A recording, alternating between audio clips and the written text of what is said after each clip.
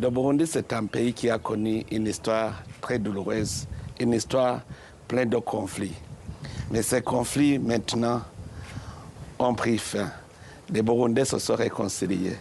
Depuis 2005, c'était la période de reconstituer notre société qui était détruite. Vous voyez alors un pays qui commence à se reconstituer en 2005.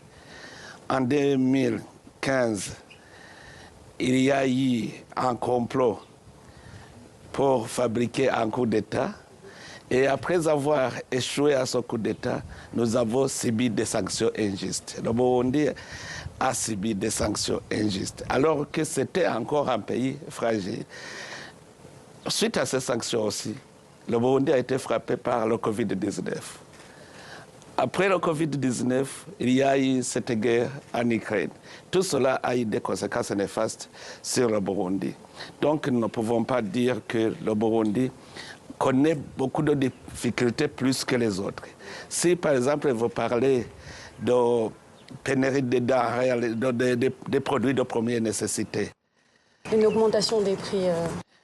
Allez voir ici au Burundi, dans la région, c'est le pays où la vie est moins chère.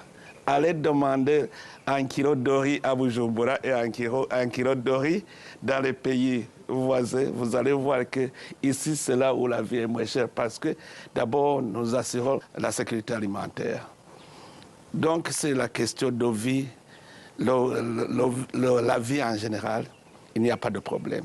Si vous parlez de pénurie de carburant, d'abord, vous savez que le Burundi, c'est un pays enclavé. C'est un pays qui a connu des conflits où la politique énergétique n'était pas là. Aujourd'hui, les stockages se trouvent à Dar es Salaam. Ce n'est pas ici à Bujumbura parce qu'on n'avait pas prévu.